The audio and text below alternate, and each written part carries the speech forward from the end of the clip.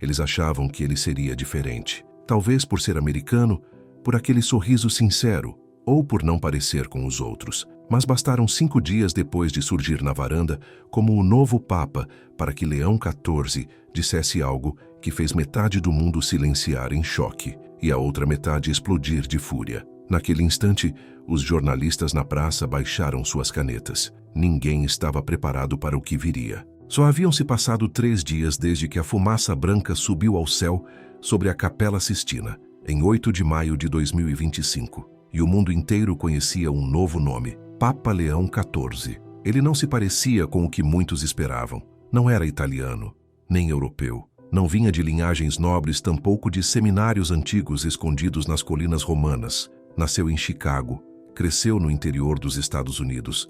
Aprendeu espanhol fluentemente enquanto vivia nas comunidades do Peru. Caminhava com tamanha humildade que até os guardas suíços hesitavam entre saudá-lo ou abraçá-lo. No momento em que apareceu na varanda da Praça de São Pedro, seu sorriso parecia dizer: "Estou ouvindo", e o mundo ouviu de volta. Alguns aplaudiram, outros choraram. Muitos, especialmente no Ocidente, se encheram de esperança. Esperança por mudança, por uma igreja que finalmente acompanhasse os tempos. Os jornais chamaram de histórico, moderno, aberto ao diálogo. Uma manchete o definiu como o Papa mais americano já escolhido. Logo começaram os palpites. Diziam que, por ser americano, ele abrandaria a postura da igreja sobre o casamento entre pessoas do mesmo sexo, que moldaria doutrinas antigas à nova linguagem da tolerância moderna, que abriria as portas não só para acolher, mas para redefinir.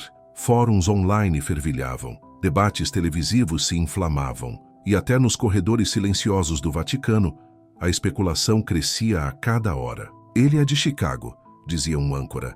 Vai ser mais inclusivo. Trabalhou na selva peruana, escreveu um blogueiro. Conhece a dor e vai liderar com empatia. Tem valores americanos, sussurrou um diplomata durante um jantar no Vaticano. Com certeza ele vai dizer que amor é amor, mas o que ninguém tinha compreendido ainda é que Leão XIV não estava tentando agradar. Ele não queria ser popular, queria ser fiel. Que embora seu passaporte dissesse Estados Unidos, seu coração havia sido forjado no fogo, não nas capelas suburbanas de grandes cidades, mas nas aldeias esquecidas da selva, em zonas de guerra, em vilarejos nas montanhas, onde a verdade não se curva aos sentimentos. Em 10 de maio, apenas 2 dias após sua eleição, a pressão silenciosa já se fazia sentir. Alguns dentro da igreja começaram a sussurrar sobre uma chance, a oportunidade de marcar a história, de ser o Papa que mudaria tudo. Mas Leão XIV não dizia uma palavra,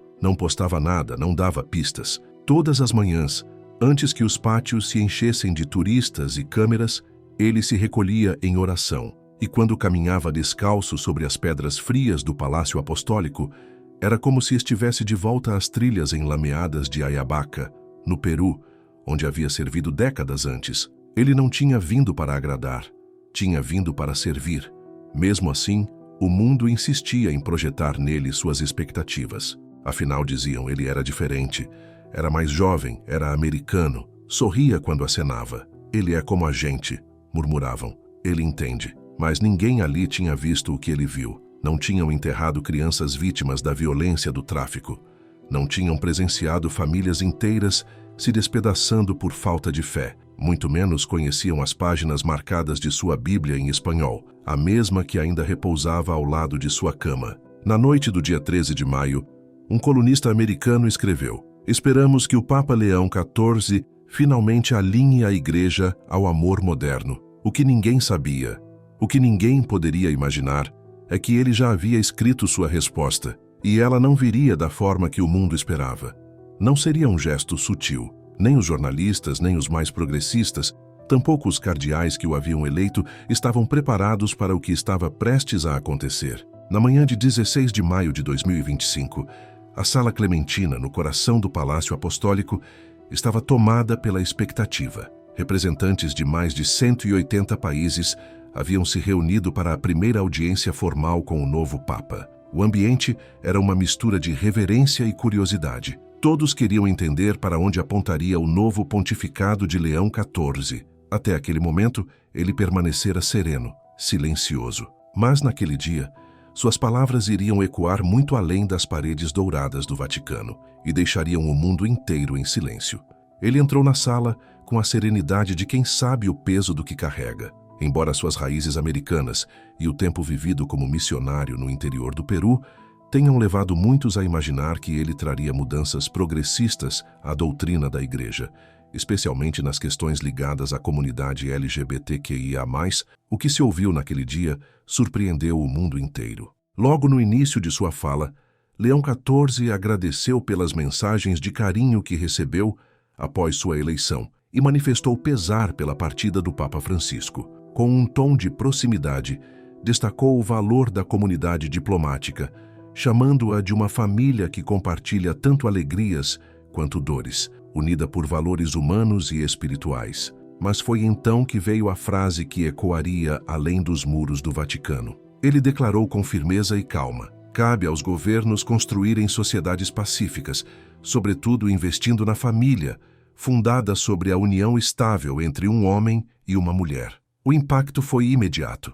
O mundo reagiu em ondas, umas de apoio convicto, outras de frustração silenciosa. Para muitos que esperavam uma abertura maior, a fala foi um balde de água fria. Ativistas e vozes progressistas, especialmente os que defendem pautas LGBTQIA+, lamentaram o posicionamento, enxergando nele um recuo em relação ao tom mais acolhedor adotado por Francisco. Alguns viram aquilo como um passo atrás, outros como a reafirmação de uma fidelidade que nunca se perdeu. Independentemente das interpretações, a mensagem de Leão XIV era clara. A Igreja permanece aberta ao diálogo, valoriza e defende a dignidade de cada pessoa, mas também sustenta com firmeza o que crê como verdade. E nisso, o ensinamento sobre o matrimônio permanece enraizado na tradição. Ele também falou sobre paz, justiça e verdade, e fez um apelo para que as nações se unam diante dos desafios do mundo moderno.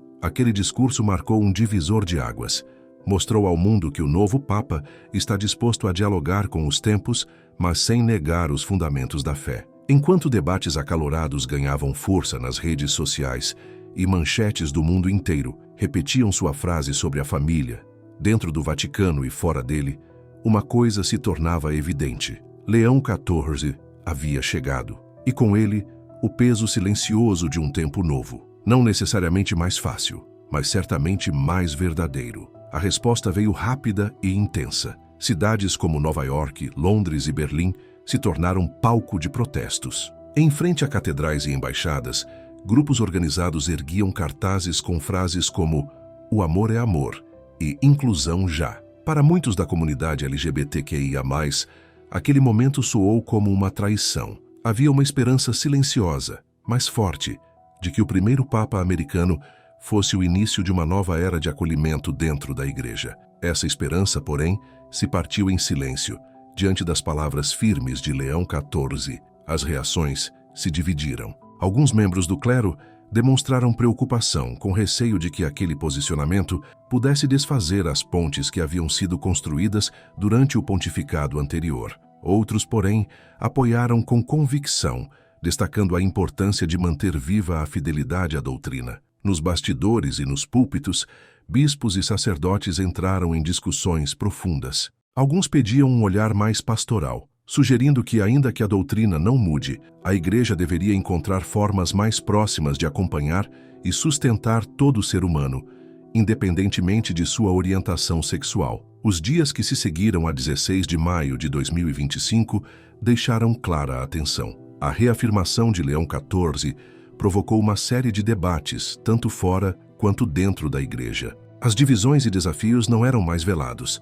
estavam agora diante de todos, expostos sob a luz de uma nova liderança que optou por não fugir das complexidades do tempo presente. Na manhã de 21 de maio, a luz dourada do sol tocava a cúpula da Basílica de São Pedro. Era quarta-feira e, como de costume, os fiéis começavam a se reunir para a missa semanal. O ar carregava expectativa. Sussurros discretos circulavam entre a multidão. Será que ele falaria sobre tudo isso? Será que voltaria ao tema que incendiara o mundo católico? Quando a missa começou, Leão XIV subiu ao púlpito com uma postura firme, mas profundamente humana. Sua presença era de alguém que não buscava a força do aplauso, mas a verdade do chamado. E ele começou reconhecendo o que via diante de si. Uma assembleia diversa, unida por uma mesma fé, embora marcada por visões diferentes. Então disse, com a voz serena de quem carrega o peso da escuta e da oração: nestes últimos dias houve muita discussão, muita emoção. Eu ouvi e eu rezei. E então ele disse, com a voz serena de quem carrega o peso da escuta: agora desejo falar do coração. Fez uma pausa. Um silêncio se espalhou pelo templo e então continuou. Lembrou que a igreja sempre preservou a santidade do matrimônio como a união entre um homem e uma mulher. Um ensinamento que, segundo ele, está profundamente enraizado nas Escrituras. Citou o Evangelho de Mateus quando Jesus disse: não lestes que o Criador desde o princípio os fez homem e mulher? Assim já não são dois, mas uma só carne. Portanto, o que Deus uniu, o homem não separe. E a igreja silenciou por completo. Mas ele não parou ali. Com a mesma firmeza acrescentou: isso não significa que devemos nos afastar daqueles que se sentem marginalizados. Toda pessoa, independentemente de sua orientação sexual, é filha de Deus e merece amor, respeito e compaixão. E foi além. Reafirmou que a missão da igreja é ser sinal de esperança, lugar de escuta e de compreensão. Falou sobre a importância do diálogo respeitoso e sincero, inclusive com a comunidade LGBTQIA+. O equilíbrio, segundo ele, não está em diluir a doutrina, mas em vivê-la com caridade e proximidade. Aquelas palavras tocaram fundo. Ele não mudava os fundamentos da fé, mas estendia a mão, oferecia espaço para conversas, construía pontes, reforçava que a fidelidade à verdade só é plena quando vem acompanhada de amor. Quando a missa terminou, muitos saíram dali com o coração aquecido. A mensagem era nítida: manter os ensinamentos, sim, mas sempre conduzidos pelo amor. Nos dias seguintes, comunidades inteiras começaram a se mover. Em paróquias ao redor do mundo, padres, leigos, lideranças e jovens passaram a organizar encontros, rodas de conversa e oficinas voltadas à escuta e ao acolhimento. Era como se uma nova brisa passasse pela igreja, uma que não apagava a tradição, mas a tornava mais humana, mais próxima. O tom do pontificado de Leão XIV estava traçado, firme na doutrina, mas com um coração que sabia se inclinar para quem sofre. Era um equilíbrio delicado, sim, mas ele parecia ter aceito essa tensão como parte do seu chamado. A partir de 16 de maio, o que se viu foi uma onda de reflexão que atravessou dioceses, vilarejos e grandes cidades. Em São Paulo, o coração pulsante do catolicismo sul-americano, a catedral local abriu suas portas para fóruns abertos, nos quais fiéis, teólogos e religiosos se reuniram para refletir juntos. O padre Miguel, conhecido por sua sensatez e profundo amor à igreja, lembrava que a fala do Papa só fazia sentido quando se olhava para todo o conjunto do Evangelho, que exige tanto verdade quanto compaixão. Do outro lado do mundo, em Manila, nas Filipinas, igrejas e centros comunitários se encheram. Grupos de jovens organizaram encontros, convidando vozes de diferentes vivências para partilhar o que sentiram. Maria, uma jovem de apenas 22 anos, ouviu tudo com atenção. E naquele dia, talvez pela primeira vez, sentiu que sua fé não era algo que a excluía, mas que começava, enfim, a ouvi-la de verdade. Maria, estudante universitária nas Filipinas, expressou algo que muitos estavam sentindo em silêncio: uma gratidão pela firmeza do Papa em manter a doutrina, mas também um alívio por ele não fechar os olhos à necessidade de compaixão e inclusão. Enquanto isso, em Chicago, cidade natal de Leão XIV, a arquidiocese deu início a uma série de encontros abertos à escuta. Esses momentos foram pensados especialmente para que pessoas LGBTQIA+ e suas famílias pudessem compartilhar suas histórias, angústias e esperanças. Dom Thomas, responsável por conduzir essas sessões, reforçou o compromisso da Igreja com o cuidado pastoral e com o reconhecimento da dignidade de cada ser humano. No continente africano, mais precisamente em Nairobi, no Quênia, a diocese local decidiu abrir espaço para um diálogo entre diferentes credos. Diante da rica diversidade religiosa da região, líderes comunitários se uniram para promover conversas baseadas na escuta mútua e no respeito. O padre Joseph, uma figura muito respeitada por lá, Destacou como certos valores ultrapassam as diferenças doutrinárias e como a unidade se constrói quando olhamos para o que nos une em vez de para o que nos separa. A imprensa global começou a notar essas movimentações que vinham das bases. Matérias e reportagens passaram a mostrar o esforço de várias comunidades católicas para se abrirem ao diálogo, tentando equilibrar com honestidade a fidelidade à tradição e o chamado à empatia. O povo católico, espalhado pelos 4 cantos do mundo, reagia de formas diferentes, mas carregava em comum o desejo sincero de lidar com essas questões difíceis com graça, maturidade e acolhimento. O apelo de Leão XIV por um diálogo respeitoso tocou profundamente muitas almas. Sua postura, firmada nas raízes da fé, mas disposta a escutar com o coração aberto, reacendeu um senso de envolvimento entre os fiéis. Em vez de afastamento, o que se viu foi um movimento em direção ao outro. À medida que as conversas se multiplicavam, ficava claro que a Igreja vivia um momento decisivo, um chamado a enfrentar os dilemas do nosso tempo sem perder a essência do que sempre acreditou. Após o discurso de 16 de maio de 2025, no qual o Papa reafirmou o entendimento tradicional da Igreja sobre o matrimônio, o mundo católico mergulhou em reflexão. Houve sim quem expressasse preocupação com o risco de exclusão de pessoas LGBTQIA+. Mas também houve quem visse ali um gesto de fidelidade à doutrina, combinado com uma disposição clara de escutar e cuidar. E à medida que os dias iam passando, o calor das primeiras reações foi dando lugar a um tipo de silêncio diferente. Um silêncio maduro, não nascido da indiferença, mas da escuta interior. Era como se todos estivessem tentando, com o coração aberto, entender o que significa amar sem omitir a verdade e permanecer fiel sem deixar de acolher.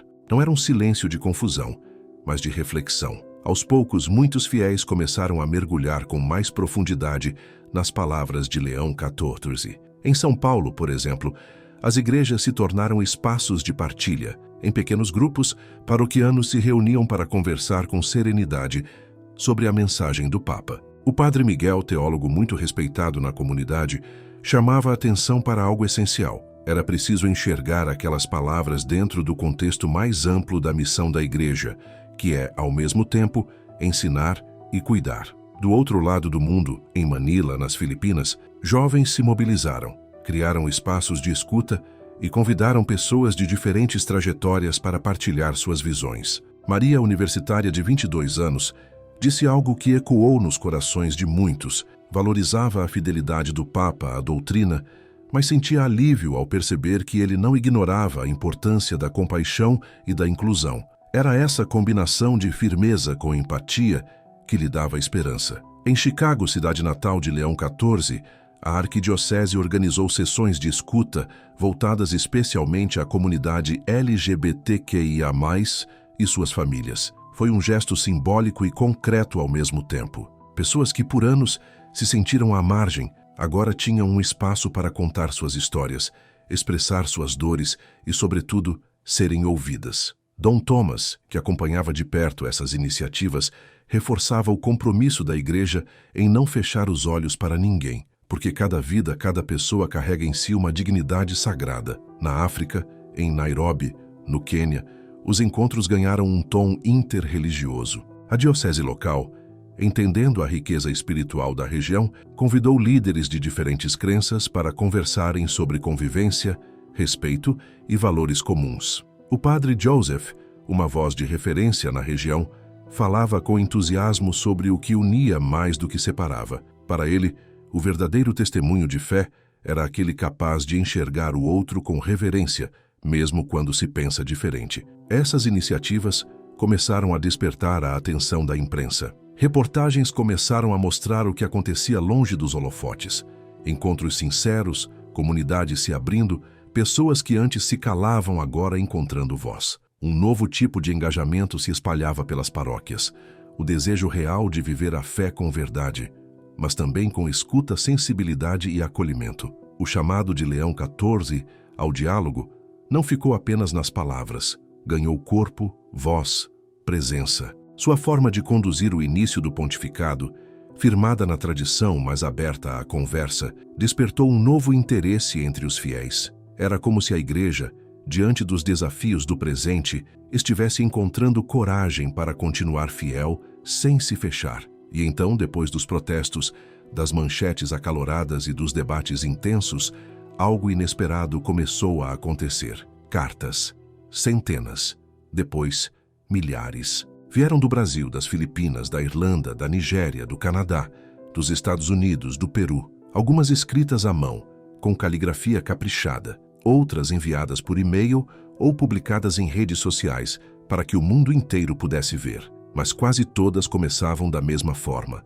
As cartas começavam quase todas da mesma forma. Querido Papa Leão XIV. E nelas havia algo mais forte do que revolta. Havia vulnerabilidade.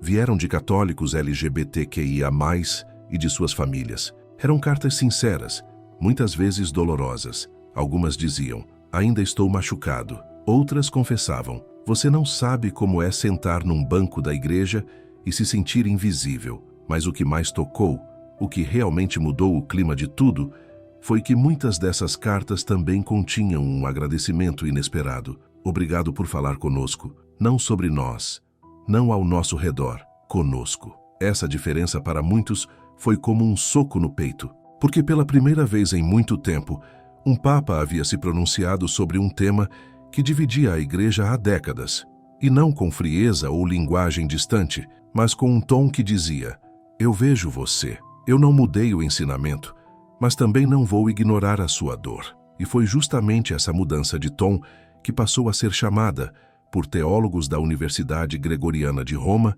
de a dobradiça humana do pontificado de Leão XIV. Ele não escancarou as portas para redefinir a doutrina, mas também não as trancou para silenciar o diálogo. Ficou ali na soleira, falando como pastor, não como juiz. Até mesmo bispos que, no início, se preparavam para mais uma guerra doutrinária, começaram a fazer discretos sinais de aprovação. Em uma reunião a portas fechadas, um cardeal alemão teria dito: ele não cedeu, mas também não condenou. Isso a gente não via há muito tempo. Em Montreal, uma professora de teologia pediu aos seus alunos que relessem a homilia de 21 de maio do Papa, não como estudiosos, mas como gente. Um dos estudantes destacou o trecho em que ele cita o Evangelho de Mateus e escreveu à margem: ele falou a verdade, mas a voz dele soava como misericórdia. No sul da Itália, numa pequena paróquia de vilarejo, um padre leu em voz alta a carta de um homem gay que não pisava numa missa havia 15 anos. A carta dizia: assisti sua homilia no YouTube. Chorei, não porque o senhor mudou de ideia, mas porque pela primeira vez o senhor não fingiu que eu não existo. E histórias assim começaram a surgir em muitos lugares. Em Manila, um grupo de pais católicos com filhos LGBTQIA+, se reunia toda semana para rezar o terço. Depois daquela homilia, eles escolheram um nome para o grupo: Los Puentes, os Pontes, porque era isso que sentiam estar sendo construído. Não muros, mas passagens. Lugares onde a fé podia continuar sendo fiel, sem deixar de ser humana, e onde o coração, mesmo sem abrir mão da verdade, se tornava espaço para o outro existir. Em Dublin, na Irlanda, uma freira que trabalhava com justiça social comentou discretamente a um repórter: ele não tentou se equilibrar em uma corda bamba. Ele seguiu pela estrada real, aquela em que se caminha com gente gritando de todos os lados. E mesmo assim, ele continuou andando. Até colunistas seculares, que poucos dias antes criticavam duramente Leão XIV, começaram a admitir que havia algo diferente ali. Um dos articulistas mais influentes do The Guardian escreveu: ele não deu aos progressistas o que queriam. Ele deu algo mais difícil de ignorar: um rosto, porque no fim das contas, uma doutrina sem rosto é difícil de amar, e o amor sem convicção é fácil de descartar. Naquele que foi seu primeiro grande momento de tensão global, Leão XIV conseguiu mostrar os dois lados. Não cedeu em sua fé, mas tocou fundo pelo modo como falou. E talvez tenha sido justamente ali que o mundo começou a entender que ele não estava tentando vencer lados, mas lembrar a todos que a igreja ainda tem um coração. Quando maio de 2025 se aproximava do fim, algo inesperado havia começado a acontecer, dentro e fora dos muros do Vaticano. O que começou como uma tempestade de críticas, manchetes duras e comentários carregados de frustração, aos poucos foi se transformando em algo muito mais raro do que concordância. Foi se transformando em compreensão, não plena, nem unânime, mas sincera, cautelosa e, acima de tudo, surpreendente. E, curiosamente, vinha de lugares improváveis. No dia 29 de maio, pouco mais de 2 semanas depois do discurso em que o Papa reafirmou a doutrina da Igreja sobre o matrimônio, a revista The New Yorker estampou a seguinte manchete: "Ele não cedeu, mas também não nos quebrou." O artigo não era um endosso total da doutrina, mas era algo cada vez mais raro nos tempos de hoje: respeito. Um colunista que anteriormente havia chamado Leão XIV de retrocesso para a Igreja Global confessou ao vivo: "Achei que ele seria inflexível, mas não esperava que fosse tão humano." E talvez seja esse o ponto que explica tudo. Leão XIV não gritou mais alto que o barulho, não se envolveu nas guerras culturais ou nas chamas das redes sociais.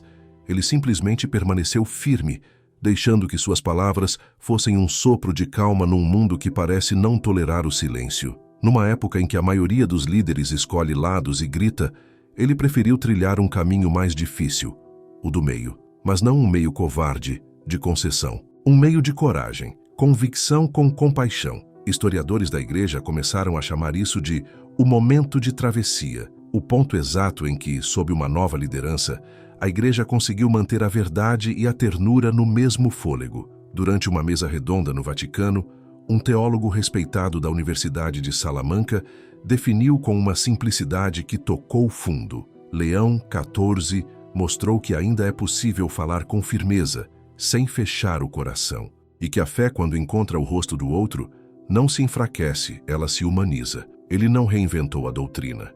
Ele devolveu a ela o tom, um tom sereno, às vezes lento, em certos momentos até doloroso, mas que falava mais alto do que qualquer decreto. E foi exatamente esse tom que pegou o mundo de surpresa. Muita gente não acreditava que Leão XIV fosse capaz disso. Pelo menos não no começo. Era o americano, o discreto, o estranho no meio de mármores, vindo de uma vida entre selvas e simplicidade. Alguns achavam que ele desmoronaria sob pressão. Outros temiam que trocasse a tradição por aplausos. Mas ele não fez nenhuma dessas coisas.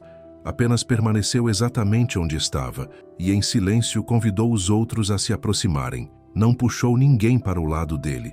Apenas criou um espaço seguro o suficiente para que se pudesse sentar e ouvir. E foi isso que mudou tudo. Não foram as regras, foi o jeito de falar da Igreja. Jovens católicos começaram a voltar às missas, não porque achassem que o Papa mudaria a doutrina, mas porque, pela primeira vez, sentiam que suas lutas com a fé e com a própria identidade não estavam sendo descartadas. Na África do Sul, um radialista católico resumiu assim: "Ele fala como quem já segurou a mão de um morrendo e sabe que gritar não cura ferida." Na Argentina, um grupo de coroinhas adolescentes criou um podcast chamado O Caminho do Meio. O episódio de estreia tinha um título simples, mas marcante: O Dia em que o Papa não gritou. E em Roma, alguém pintou anonimamente um mural de Leão XIV, ali perto de Trastevere. Ele aparecia descalço com uma Bíblia numa mão e a outra vazia. Abaixo, em vermelho, uma única palavra: sano, curador, aquele que cura. No dia 31 de maio, os correspondentes do Vaticano já não se referiam mais a ele como o incerto. Passaram a chamá-lo de a chama imóvel, firme, enraizada, acesa não pela ira, nem por reformas barulhentas, mas por convicção. Em tempos em que tudo parece urgente, barulhento e cruel, esse tipo de liderança, tranquila, constante, profundamente humana, não só surpreendeu o mundo, ela o silenciou. E talvez num tempo em que todos gritam para serem ouvidos, o gesto mais radical seja justamente esse: continuar de pé, firme, e falar com a voz calma de quem não precisa vencer ninguém. Só lembrar ao mundo que a verdade, quando dita com compaixão, não divide, ela cura.